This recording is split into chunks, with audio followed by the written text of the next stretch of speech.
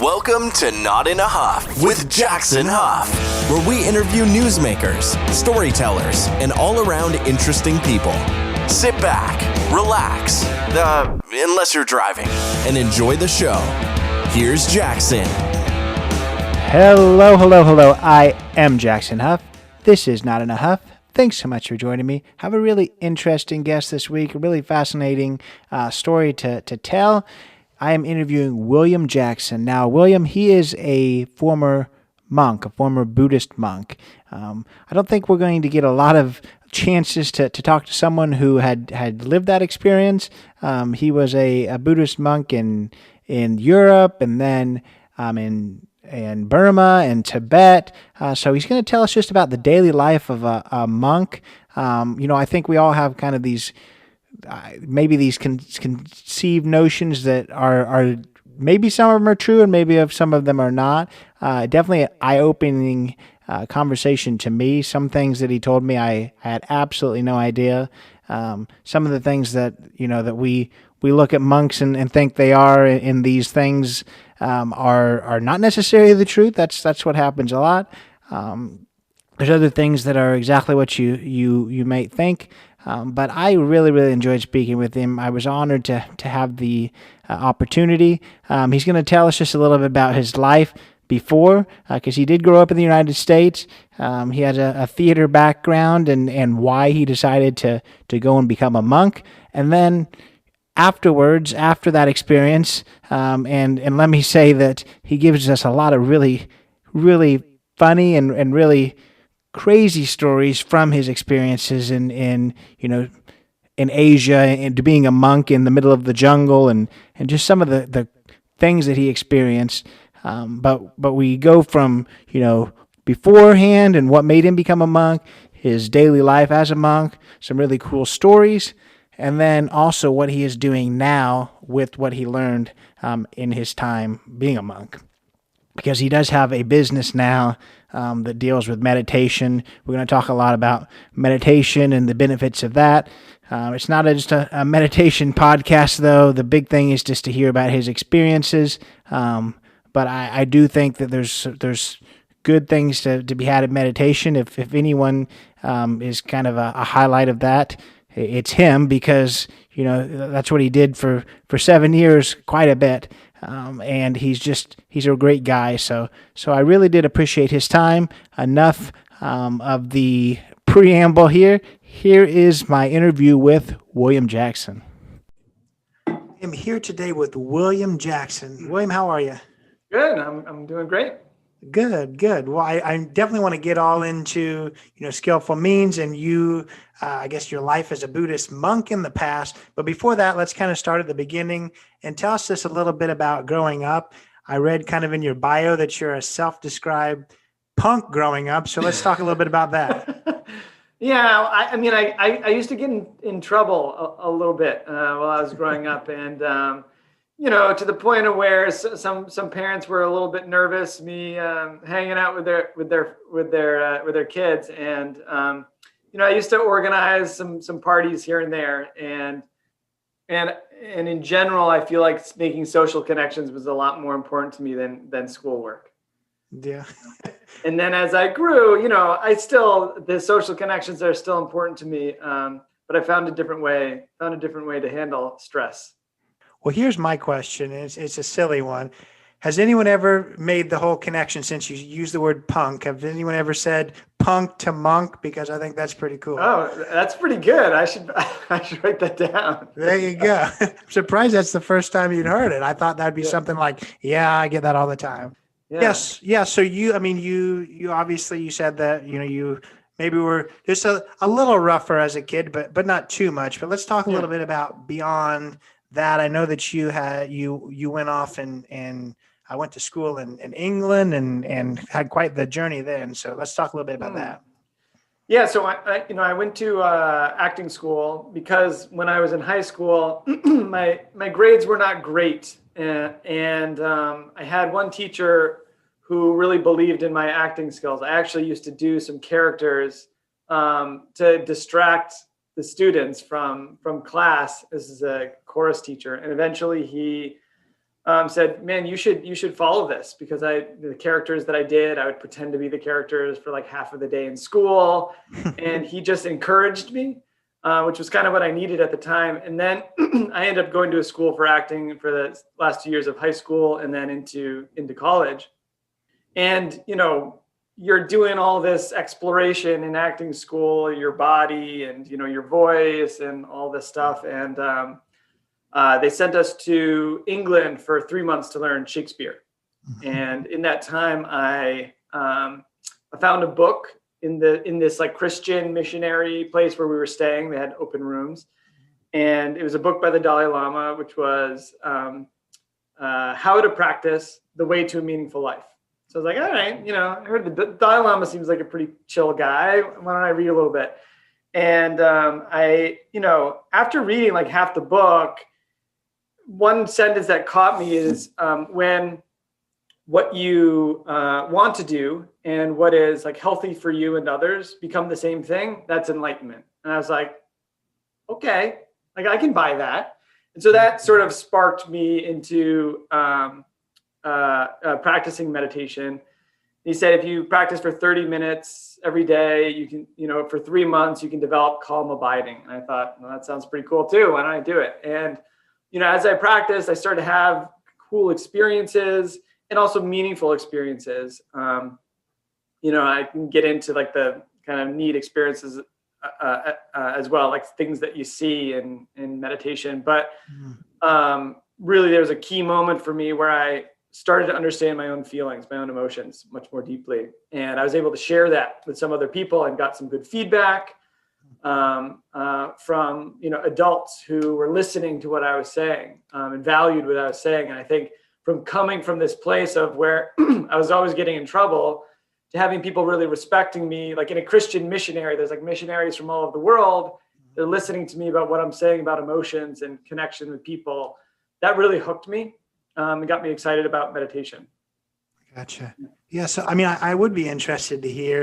And I'll tell you, my experience with meditation is one single session in a class, because I teach at a university, and one of the other professors, said, hey, I'm having somebody come in and talk about meditation. If you want to sit in on it. I was like, yeah, it's nothing I know too much about, so I'll sit in. So they literally, my whole experience with meditation is about a 30-minute presentation that this person gave.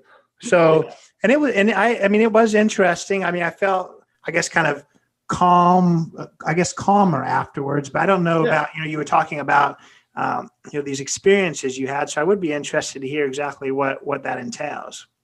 Yeah, meditation can be pretty cool. There's all different types. You have like these yogic, Hindu meditations and Vedic religions. What I'm familiar with mostly is a Buddhist meditation from being a monk for a while. And, there's some cool things that happen. If you start meditating 15, 20, 30 minutes, right? That's like the beginning. And if you do that for a number of weeks in a row, like 3-4 weeks in a row, that's when you're going to start to notice not just relaxation, but the effects of mindfulness, right? So that is reduce stress and anxiety throughout the day, a better understanding of your body and understanding of your thoughts, that sort of thing. It takes time for the brain to really change and perceive things in a new way. Then if you increase the meditation a little bit, 45 minutes, an hour, well, now you start getting into space where it starts to feel really good to meditate, right? You're feeling the breath, and all of a sudden the breath just feels like amazing. It just feels so good to breathe in and out. And your mind gets really calm and clear. You start having creative ideas. You start remembering things from your childhood. And this is like how much time most people have, right? Most of the meditation classes I teach, I don't teach people more than an hour of meditation on a regular basis. People just don't have the time, but if you want to shave your head, put on a robe and like go to the jungle, there's some neat stuff you can learn as well. And when you start developing meditation 3, 4, 5, 10 hours a day, some cool things start happening. Later stages of meditation, you start, as you focus on the sensation of breathing, there's sort of a synesthesia that happens where you almost start to see with your eyes closed, like a cloudy, smoky, white sort of thing. then that solidifies into like a very clear, like white disc. And then there's a little star that sort of pops in the middle. And this is just from your concentration developing over time. So it's this, and then eventually that becomes your object of meditation. And you go back thousands of years, and it happens to just about everybody who develops concentration to a certain level. And when you go to these monasteries in Burma and the jungle, these are like the Olympians of meditation. You know, we look at somebody in the Olympics who's running super fast. Wow, I can't imagine, you know, they're just born that way, whatever. It's incredible to watch these people. Now, people who do that with their mind, right? These meditation teachers, like they're so sharp. They pick up on the most subtle movements, the way that you talk. They know things about you just from developing that insight. And you can feel like, is this person reading my mind? And in some way, yeah, they are, because they're so sensitive to every movement, which is an expression of your mind, that they do know things about you. They are reading your mind just by the way that you move or whatever. So you know, some pretty cool experiences where I walk in, see a meditation teacher, and I don't say a thing. And he says, this problem that you're having in your meditation, do this and then do that. Okay, next. And it's just like, how do they know that? So there's pretty cool, you know, lots of interesting little tidbits about meeting some of these masters. Yeah, no, that does sound interesting. So you say you teach meditation now. Have you gotten any of those skills yourself? Do you feel like you can read people and do the same thing?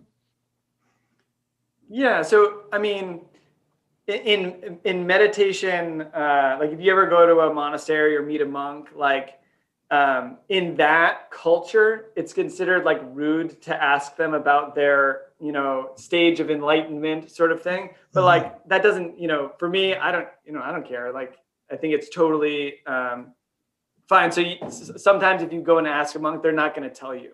Yeah. They won't tell you about what they can see or the levels that they've achieved. But, you know, there's these different stages of meditation that you can get to, which are considered, you know, okay, there's like an attainment or like a stage of meditation. And like from a monk perspective, I'm a beginner. You know, from a layperson perspective, I'm like an expert. You know, so I'm like in that little place where I start, you know, I experience this sort of, you know, it's called an nimitta, where you can actually see the breath, and it's like this white thing that appears. And when it first happened to me, I was like, am I crazy? Am I like, great, now I'm schizophrenic or whatever.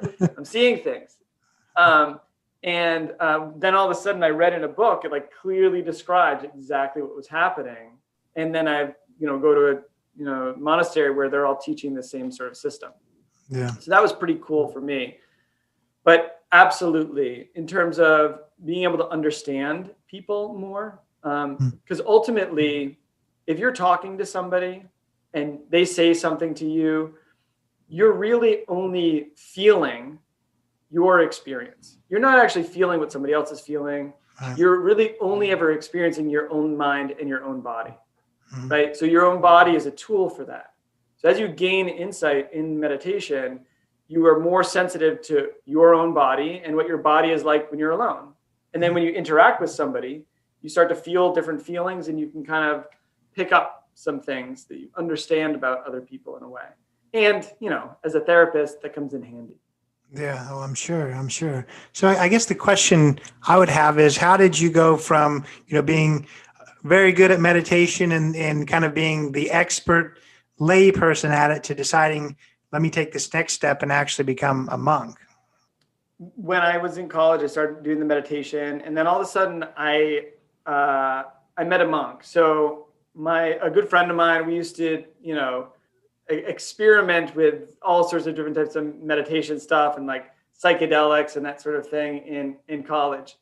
And there was this moment when he texted me or called me. He's like, "Hey, there's this monk come into our school. You should come check him out." And I had like rehearsal or something like that. I said, just ask him a question. Ask him, what's the last thing that you experienced before enlightenment? Or what's the last thing you let go of before enlightenment? And that was the question that that I sent him off with to meet this monk. Now, if we rewind back to my times when I was organizing parties and, experimenting with other sort of things when I was younger, the first time I ever did mushrooms when I was younger, I had a moment as a teenager where I thought, if I screw up everything in my life, I totally screw up, and because I was always getting in trouble, I can always go be a monk on a hill. If I mess everything up, they'll accept me, right? And I also had other sort of thoughts of I could screw up, 2 or 3 times and start over, and I'd still be okay. There's a lot to do in this life, and those made me feel much better. Those are helpful insights. So now fast forward, I send my friend off to this monk, what's the last thing that happens before you become enlightened? And when my friend goes and meets the guy and comes back, he said, I don't know, the monk said to me, you don't have to wait until everything goes wrong to go be a monk on a hill. And I was like, what? Are you kidding me? And so that hooked me. So I was like, all right, I want to meet this guy. So I went, I met the guy. We're talking through a translator. At the time, I was auditioning in Los Angeles, New York. As I was graduating from school, I had landed a manager in LA. I was supposed to audition for some Clint Eastwood movie. And I wanted to go on a meditation retreat. I wanted to, go further in my meditation because I had started having these kind of cool experiences, and I wanted to talk with somebody who knew what was happening. So through a translator, I said, can I go on a meditation retreat? And he said, oh, you can't become a monk that easy. I said, no. I'm not interested I don't want to become a monk. That's not my thing. I just want to come for meditation. And he said, okay. And so, I went, I stayed for 3 months, started meditating more and more. And not just meditation, but doing these insight retreats where they're doing group exercises and sort of thing, understanding myself more. And that hooked me. So I started getting more interested in meditation. And it went 3-5 months. And I stayed, and then I ordained after I think 5 or 6 months as a monk. And that was my first teacher. And then later on, I went and studied with Thich Nhat Hanh, studied with the Pa Auk Sayadaw, and Uravata, one of his students, and a couple other teachers. But that's what sort of drew me in. Yeah. So I don't know anything about, the Buddhist religion or culture or anything like that. So how do you ordain as a monk? Myself, I'm Catholic. So obviously I know ordaining as a priest and as a monk in the Catholic religion, but I don't really know what the process is in the Buddhist one. Yeah. So first you have to become an aspirant, which is you have to say I'm interested in becoming a monk. And then you go through this sort of trial period where you're starting to hold certain vows, you're not lying, not stealing, all the Christian vows are very similar too. No killing, lying, stealing, sexual misconduct, taking intoxicants, all of that sort of stuff. You abstain from all that. And now me, going in there, I just stopped drinking, smoking, all this sort of stuff. And that was hard because as a monk, as a person day to day, those were my outlets for stress. And then when I became a monk, I was overwhelmed. I was so stressed out because I had to let go of all my coping mechanisms, the socially appropriate coping mechanisms, and learn how to handle stress and difficulties in a different way. And that's where the meditation sort of comes in. You start practicing more and more, learning different ways to respond, react, calm the mind, that sort of thing.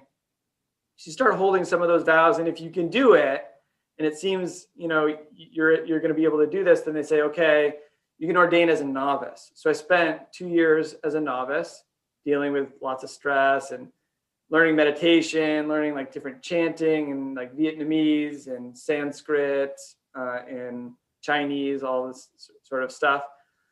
And then you learn about sort of Buddhist psychology as well. So you learn about, things like that suffering exists in the world and that there's a source of suffering, and that the way you respond to the world has to do with your suffering and all that sort of thing.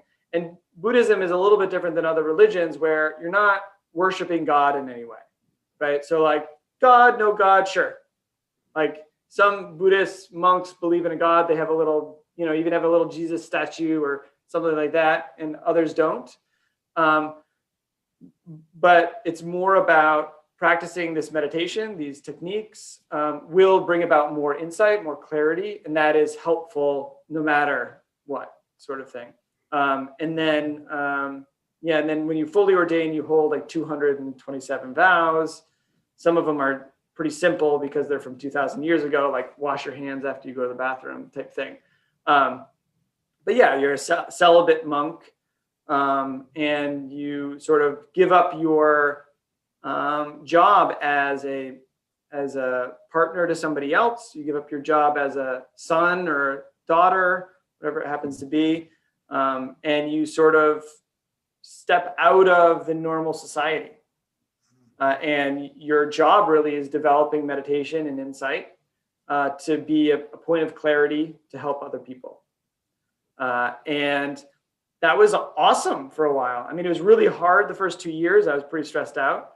I remember holding a Buddha relic over somebody's head, like supposedly blessing them, but I was like arguing with somebody in my head, like, I can't believe so-and-so didn't do the dishes, and I felt really stressed out because I'm supposed to be this enlightened guy with a shaved head, but here I am stressing about like a normal everyday thing. Yes. So, I mean, you've mentioned obviously you mentioned a couple of times in the morning, you have those chants. What does the daily life of somebody who is a monk? I assume were you in a monastery, or is that? Yeah. So what does the daily life look like as a monk in a monastery? And then kind of furthermore, the thing that I kind of wonder is how, I guess, outward facing is it? Like, how often do you interact with other people? Like, again, with priests and stuff, they're in the community trying to spread the word. And I don't feel like that's necessarily the case with being a monk. You're not really trying to like preach anything. So what's the daily life look like? And then how much of it is, outward facing in the community? Yeah. So the daily life looks a little bit different. I'll give you like sort of two scenarios. So there's like city monks and forest monks. So my first monastery was near a city. And I think in that we get up in the morning, like 4:35 in the morning. And, there's this little old nun that's banging a big, bell, like bong, bong, like waking everybody up. And she's like chanting like, Namo Ayida, like praise to the Buddha sort of thing. And then everybody sort of slowly wakes up and makes their way down to the meditation hall. And you all sit in front of like statues of the Buddha sort of thing, or like one little one, or whatever your monastery is. And you'll usually chant a little bit and meditate a little bit. So sometimes people chant first or meditate first, depends on the monastery. But you'll chant something like Namo Tassa Bhagavato Arahato Samma Sambuddhassa, which is like praise to the Buddha or whatever. And then the whole thing about chanting about the way is open, it's clear, it's not secret, sort of chanting sort of thing. And then you'll meditate for 30 minutes, an hour, depending. And then, we would have a little bit of time to exercise or do something before breakfast. And if you're in there's kind of two main types of traditions. If you're in a Mahayana tradition, you might make breakfast, or the monks participate in cooking, that sort of thing.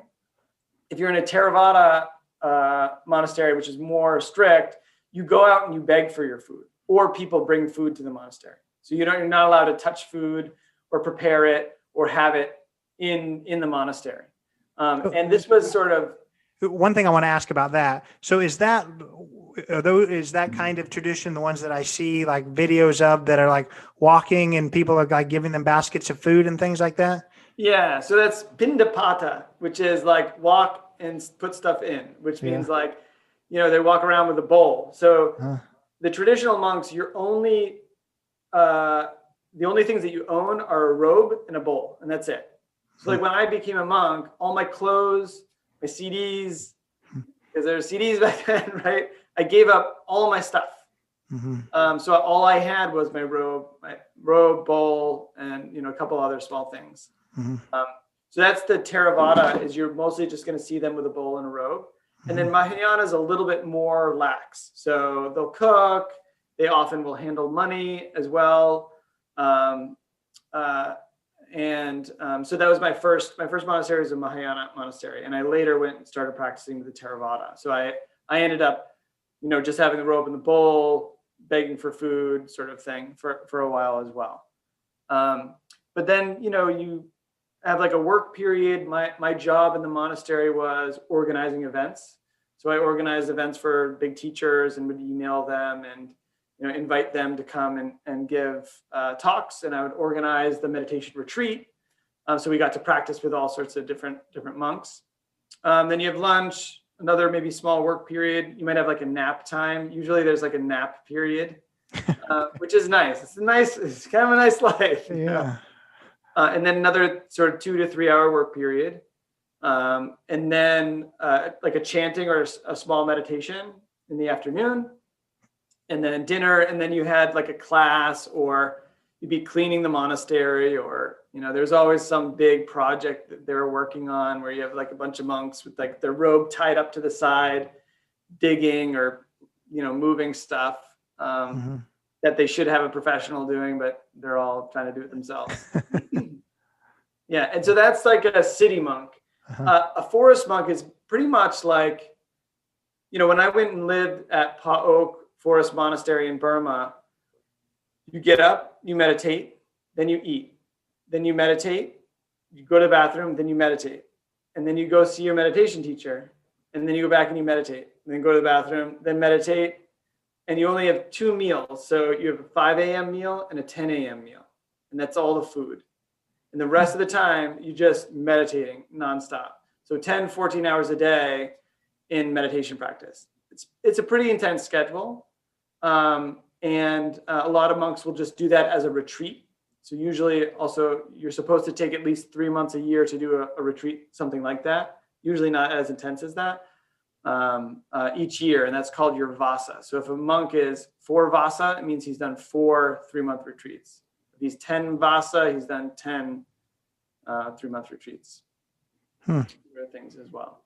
Yeah, that would be intense. Obviously in Western culture and go. I couldn't imagine that. I feel like I would, I'm sure there's a lot more to it, but I just felt like that would be, I wouldn't know what I was doing. I'd be bored at some point. Yeah, it's pretty to sit there all day. If you don't have a technique, it can be maddening. But then once you have that sort of technique, your mind just gets sharper and clearer. And then you start having these moments where you just stop thinking completely.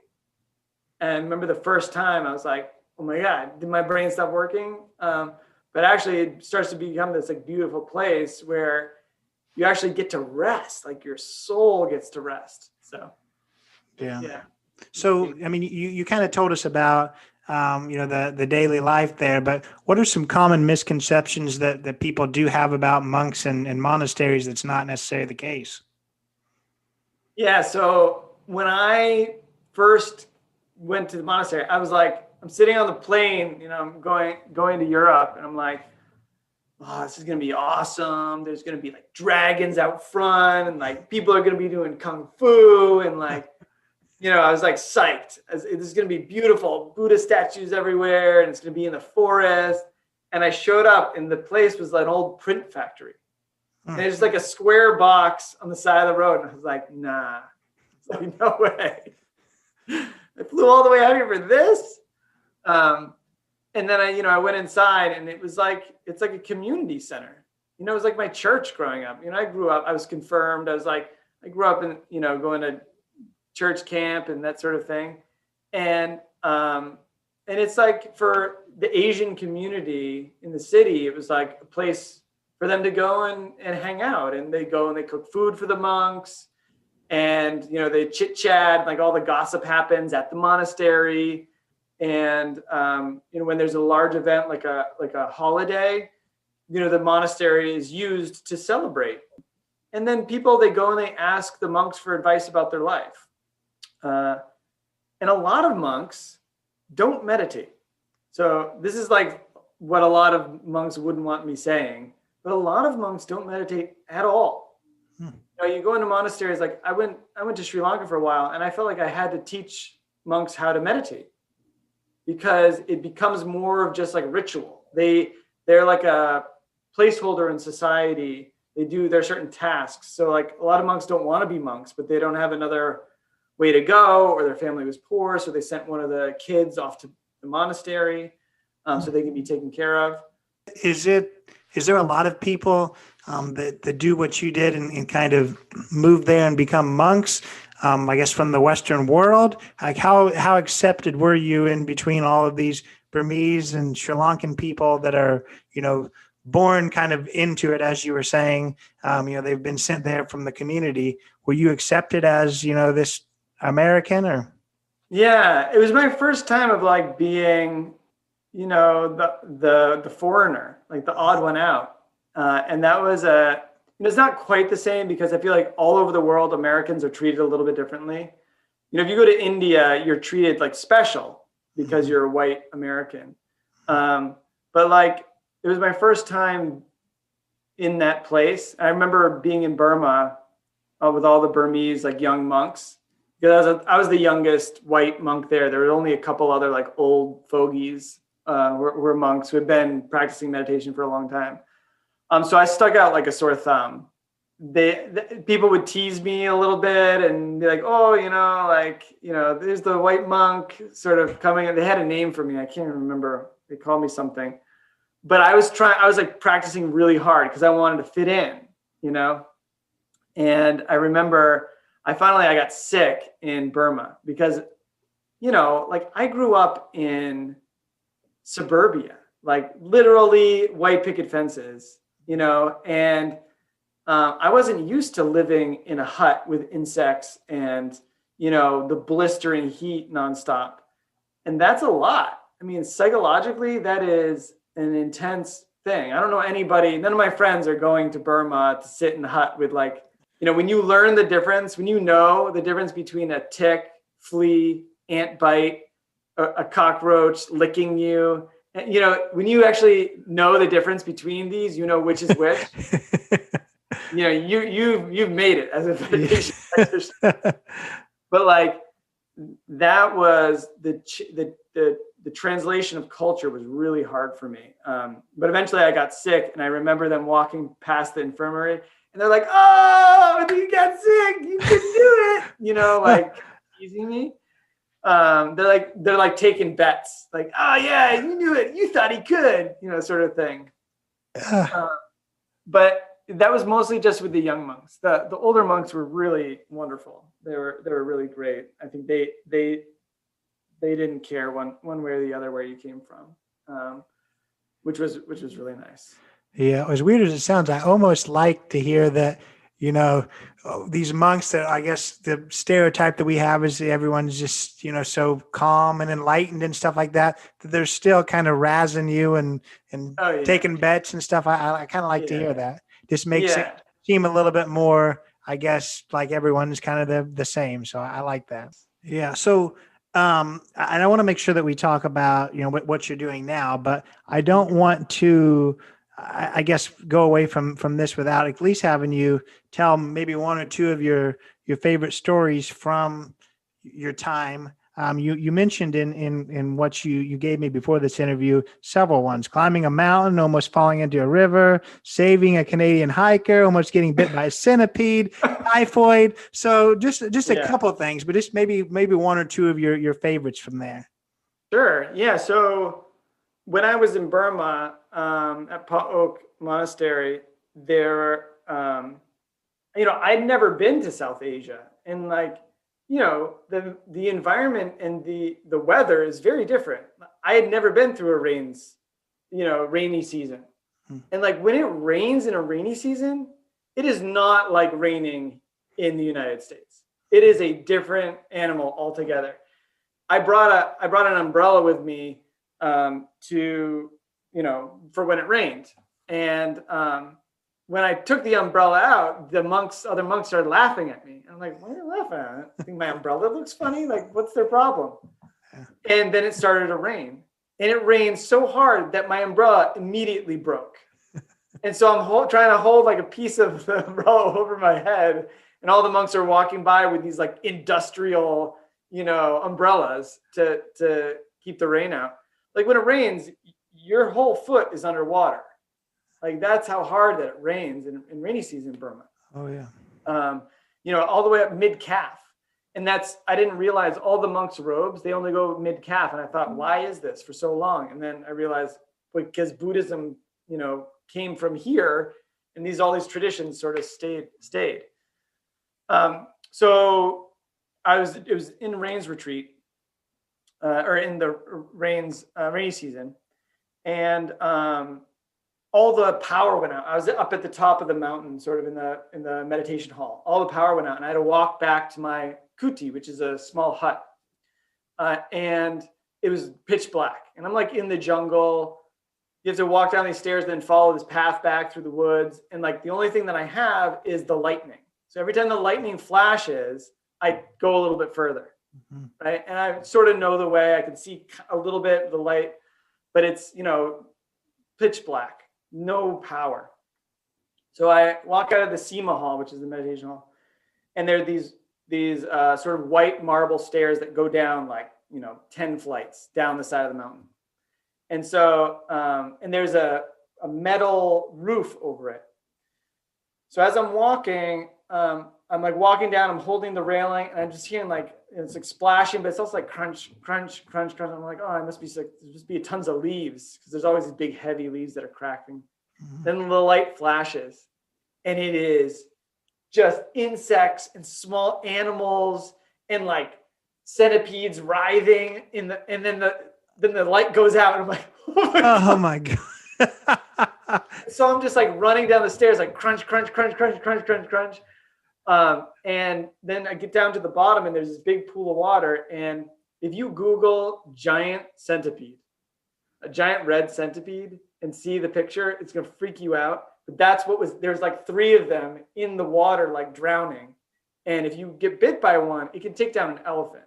So it's like you die. Your leg swells up. If you don't get to the hospital right away, you're done. And like I'm in the jungle. So I just like leap over these, and I'm like running back to my kuti. And it just poured all night. And I thought it poured so hard, and the wind was blowing, and it blew the shutters off of my kuti. So like rain is pouring in. Like, this is crazy. Like it rains like this all the time. And there's water flowing under my kuti like a river. Like I couldn't even get out. And that all of the kutis are on stilts. And I thought, this is intense. Like, I can't believe it rains like this all the time. It turns out there was like a hurricane. There's a cyclone. This was like 2008, 2009. There's a cyclone that destroyed half of the country. And I had no idea it was coming. Nobody told you, because you're just living in a hut in the woods, right? So there's no TV, there's no radio, nothing. And like, I don't speak the language of anybody's, except for my meditation teacher speaks English, and that's it. And so I had no idea, but like half of the countryside was destroyed. Like the whole city of Yangon was like destroyed. And because of that, I ended up getting, something happened with the sanitation system. I don't exactly know what happened. And I ended up getting typhoid. So I almost died in Burma. So cyclone, I got typhoid. I had to go to the hospital. Don't ever go to a Burmese hospital. Like they try their best. There's some good doctors there, but it was a disaster. I almost got electrocuted there. It's like, oh my goodness. We were laying on the bed, and they're spreading water all over my chest. And I'm like, what are you doing? What are you doing? And they take these metal electrode sort of things, and they're putting them on my chest. And I look up, and there's a guy with a screwdriver and a plug trying to jam it into the socket. And I'm like, please take off. Oh my gosh. Yeah, it was just mayhem, and eventually they flew me back to to Europe, where I was staying at the time. But it was crazy. So that was my like Burma sort of scary part of being in Burma. I'd say so. That was kind of several all in one. Yeah. Whew. So that's Burma, and the mountain stories about Tibet. In the Tibetan tradition, this is the Dalai Lama type tradition, they believe that Mount Kailash is the center of the universe. So this is this big mountain in Tibet and so a lot of them circumambulate it. So they do a hike around it. And then what they do is a lot of the traditional people, they bow. They go down, they bow, and they stand up, and then they bow, they stand up, they bow. They do prostrations around the entire mountain. So they wear these gloves with like these leather gloves and the pads on their knees, and they just do that around the whole mountain, like up the mountain and around. So we decided to do this to just hike around it as a group. We went with people from the monastery. It's like it's like a church trip sort of thing. And we got in like forerunners, and we drove through like all these dirt roads and mountainside. And the altitude's high because it's in the Himalayas. So it's 3,500 meters. So that's like, 10,000 feet sort of is where that's where you start. And we go up to 6,000 meters. So that's like 18,000 feet. It's really high elevation. So we have oxygen and all that sort of stuff. So we start hiking around. We get to the mountain, we start hiking around, and it's so high that a couple people start like losing it. So some of them were like falling down, they're on their knees, like needing oxygen, or they're just like having to take lots of breaks. And so I decided I was going to stay with a couple people because I'd say like 20, 25 of the people were fine. They just like hiked around, but some people were really having difficulty, and different age groups too. And so it's getting dusk, and like you're out in the middle of nowhere. And like, I'm like, am I going to get eaten by a mountain lion? Like, what's going to happen? So we're sitting there, and they said, we'll send help back. So they went to the final place, the final campsite, which was like around the mountain, and they sent help back. And in the dusk, you can see like there's like a shadow moving towards us, like a big shadow. I'm like, what is that? And you hear this like whistling, and as they get closer, they're yaks. It's a herd of yaks is what they sent to help us. So the yaks have these big rugs on their back. So we hop up on the yaks, and a yak, it has its paw. It's not a hoof like a cow. It's like fingers. It's like 3 fingers that are like hooves. So it can actually grab onto rocks. So when a yak it can climb up over rocks while you're on its back. So it's like riding a cow that can climb. And they have these giant horns, and they're like bashing into each other just for fun as you're like riding on them. So there was like 6 of us riding these yaks back that sort of saved us. And the place where we landed was the campsite for the night was at the base of a river, or a river from the mountain. So you can look up and see Mount Kailash.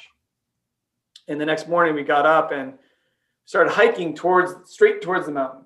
So we were like a quarter of the way around the mountain, but we wanted to hike just towards it for a day. And there's snow falling down off the mountain, and you're hiking up, and there's sort of like a river that disappears as you get higher. So the river or the path split, and you can go to the left of the river or to the right. So I went to the right. I'm climbing up, and I was hiking faster than everybody else. Everybody was like tired because of the altitude, and I was feeling pretty good. So I'm climbing up, and the trail started to turn a little bit. So it went from being flat to being like on an incline off to the left. And then it got really steep on the incline, and I just grabbed onto the side of it, and I slipped down a little bit. There's like a landing right above me, but I slipped down, and underneath the dirt, I just saw ice. And then I looked down below me, and there's a river to my left where it's just the base of the river is ice. It's actually a glacier. And the river goes underneath the glacier. So if I had slipped, I would have fallen into the glacier. So I would have slipped down the ice river, like under the glacier. And so I scrambled up all the way up to the top. Get up to the top, like out of breath and breathing. I look up to see like the beautiful mountain. There's snow like falling down onto the glacier. And I look to my right, and there's this guy sitting there. This big red jacket. And he's like, his eyes are all glossed over, and he says, "Have you seen my friends?" And I said, "I'm sorry, I have not seen your friends." And I like look back down the river. I look back at him. Like, we should probably find a way back down. So we hiked up more towards the mountain, and eventually we had to cross over the sort of glacier. So we're walking, we're like tapping, and the glacier's like, like cracking. And on the other side, the Sherpa's saying, "Come, come, come."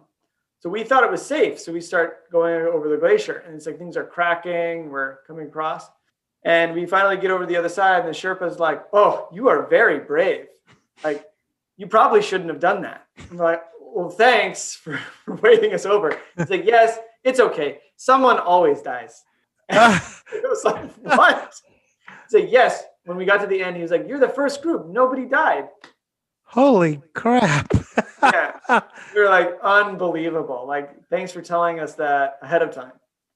Oh my God. But it was a pretty amazing sort of trip. That's quite the story. I'll tell you that for sure. So something I should have asked you, I guess, in the very beginning is, what did your friends and family think when you said, "I'm going to go off and become a monk in Burma"? Yeah, I think for my parents, I think it was hard for them. At first, they knew that they'd seen meditation like change me. I became more concentrated, focused, taking care of myself, quitting a lot of bad habits, that sort of thing. So they saw that it was really helpful. So they thought, "Oh, he's just going to meditate more." I think they thought that was cool. But as soon as I was like, "I'm going to ordain as a monk," and I shaved my head and put on a robe, I think especially my mom got freaked out. She's like, "What is happening?" And I think it took them a while to sort of to meet a bunch of other monks and see like, okay, this is okay. It's not some weird thing. And then I think the fact that they saw me changing, I think that just helped them, that I was getting healthier. I think that was just what sort of calmed them down. And now, I just did a 3-month course, and my mom and 3 sisters took the course, and everybody meditates, and which is pretty cool. So I think overall it's been a positive thing for everybody. So you were a monk for, it was 6 years? Is that what it was? Yeah. So during that time, I mean, were they able to visit you, or were you able to come back and visit them? Yeah. So in general, you take space, because the idea when you're a monk is that, you usually have certain habits of being in the world, of interacting, and you learn a lot of that from your family and from your culture, that sort of thing. And the idea is that you take a step back, you learn all these new skills for the first 5 years of being a monk, and then you go back out into the world. And so usually it's suggested that you keep some space, because you're learning a new way of being in the world. So I saw them, probably saw my parents twice a year, and my sisters probably less so. But I'd go back, we'd give teachings in the United States, and they'd come to those, and I'd meet with them and hang out for a while.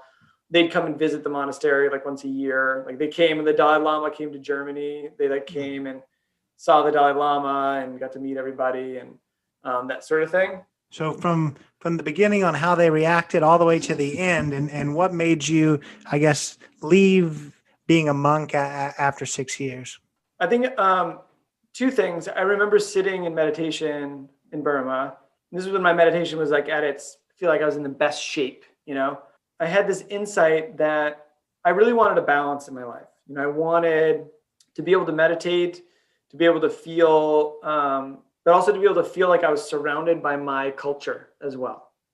That was really important to me. And I was pretty lonely, in all these different Asian cultures. It's fine, they're great, but it's not where I grew up, and not around people that were, similar to me in that way. And I really missed that.